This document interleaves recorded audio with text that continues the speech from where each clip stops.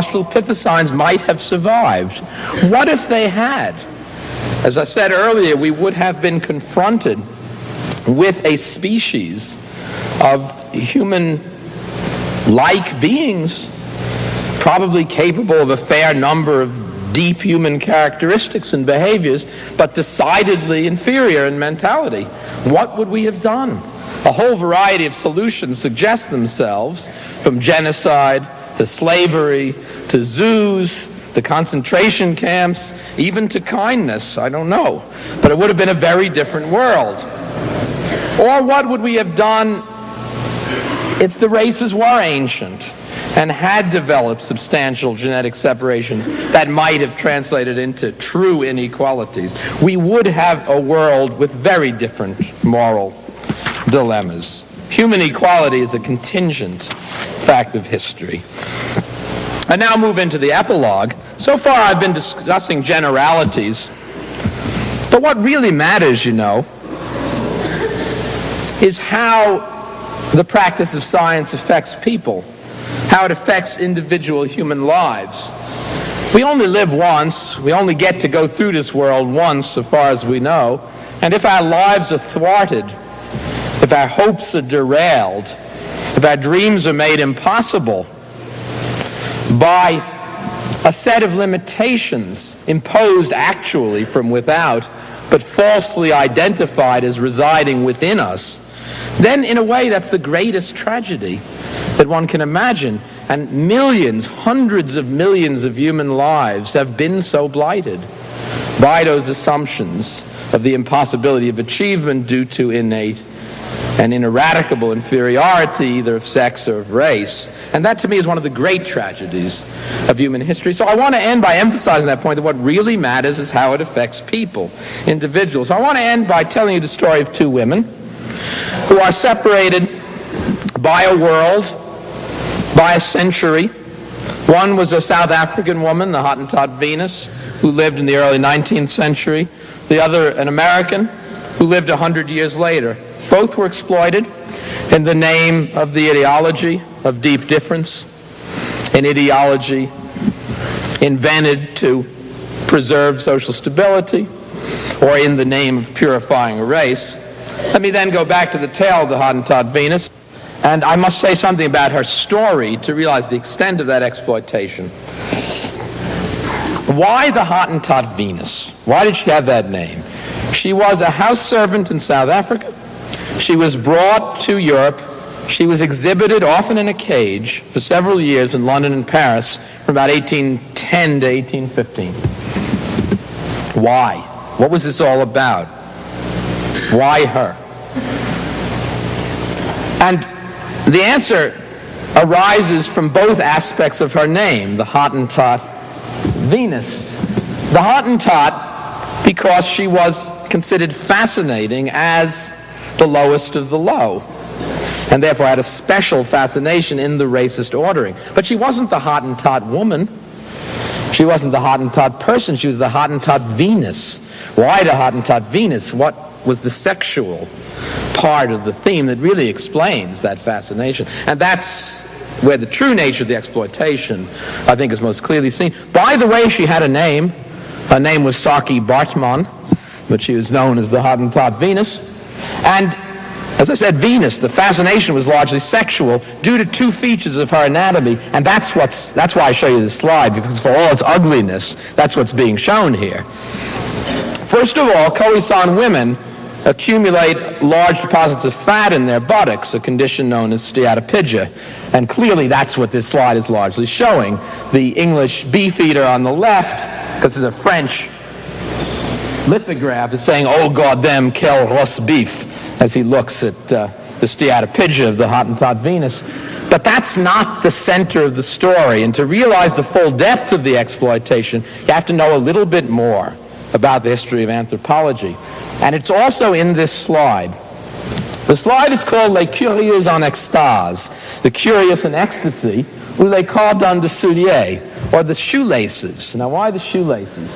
Because they had long circulated through scientific and lay circles in Europe a curious story that the Hottentot women alone among human beings possessed a curiously elaborated sexual feature, which was called the sinus pudoris, or the curtain of shame, the curtain of modesty. But Saartjie Baartman would never display her sinus pudoris, also called the Hottentot veil or the Hottentot apron, because under the customs and traditions of her people, she could not do so. And that's what this is about, you see. That's why it's the curious in ecstasy, or the shoelaces. The woman is on her knees pretending to tie her shoes, but she's really trying to get a peek up Saartjie's skirt at this great legend of the sinus pudoris. Meanwhile, the dog at the right is very pointedly showing us that we are all very much the same under our different clothings. Now, what about Saartjie Baartman? Maybe it wasn't such a tragedy. After all, she was brought to Europe. She was promised half the profits. She was promised that she could go back a wealthy woman. But you know it never happened.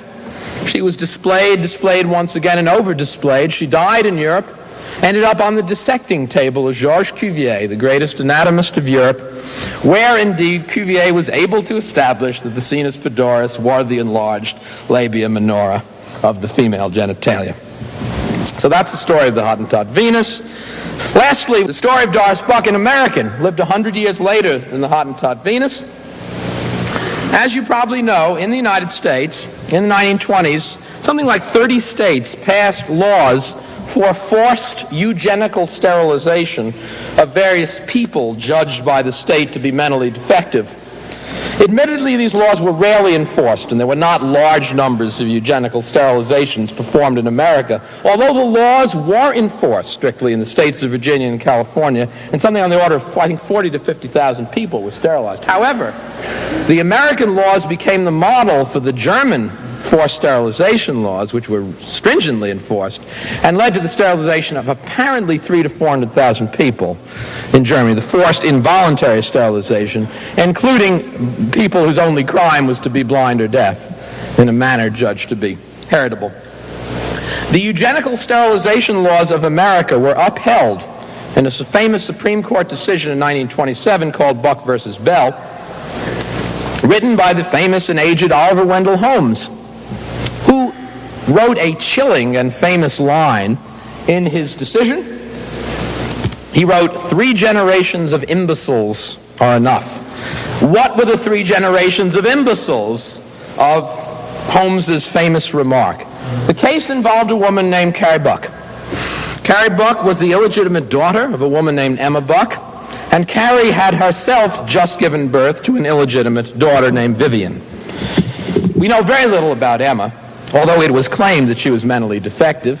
Carrie was judged, though never really tested, to be mentally defective. To be an imbecile is a technical term for mental retardation at a level where people can write. Idiots are mentally retarded people who do not have language. I mean, Holmes knew what he was talking about. He really meant it. It wasn't metaphor. 3 generations of imbeciles are enough. And it was also reported that Carrie's daughter, Vivian, was similarly afflicted. And therefore, 3 generations of illegitimate, retarded humans had been born, and the sterilization was justified. Oliver Wendell Holmes decreed. Now, that case got buried. Nobody thought much about it. But in 1980, an investigative reporter tracked down Carrie Buck, who is still alive, living near Charlottesville. She has died since. She died 2 years ago. Many reporters and scientists and others visited Carrie Buck during the last years of her life. She was a perfectly ordinary woman of obviously normal intelligence. There's no sign in the world that she suffered any mental retardation. That's not what the case was about. The case was about presumed sexual immorality. It was about Carrie Buck's illegitimate daughter. She had, in fact, had been raped and made pregnant by the relative of the people with whom she'd been living. I was always curious about Vivian Buck, her daughter, because Vivian died at age 8. And it occurred to me that the only way to figure out what the presumed mental status of a child who died so young would be to discover her school records. And after many years, thanks to the help of friend Paul Lombardo, I was able to find Vivian Buck's school records, her report cards. And she was a perfectly ordinary child of not outstanding, but absolutely average mental accomplishment. She did not outstandingly, but perfectly adequately in all her schoolwork. In other words, for what it is worth, though it's a small footnote in a correction to history, there was not a single imbecile, so far as any evidence can tell us, among the 3 generations of Bucks. But my story concerns Doris Buck, Carrie's sister, because when Carrie was discovered in the early 1980s, her sister Doris was also found and interviewed. Now, turns out that her sister Doris had also been sterilized under the same law, though she had committed no crime. She was brought into the hospital for what she was told would be an appendectomy, and was in fact sterilized through the severing of her fallopian tubes. She was never told, she never knew, until these hospital records were unearthed in the late 1970s or early 80s. And for what it's worth, Doris Buck's lifelong wish was to bear a child, was to be a mother. She married a plumber named Matthew Figgins. They tried throughout her childbearing years to conceive.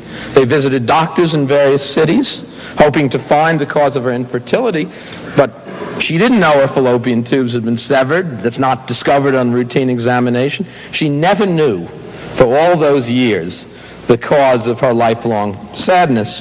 I'd like to end this talk, if I may, by quoting myself. It's the end of The Mismeasure of Man, so you'll know you've got to the end when you get to this passage. Now, one might invoke an unfeeling calculus and say that Doris Buck's disappointment ranks as nothing compared with millions dead in wars to support the designs of madmen or the conceits of rulers. But can one measure the pain of a single dream unfulfilled, the hope of a defenseless woman snatched by public power in the name of ideology, advanced to purify a race?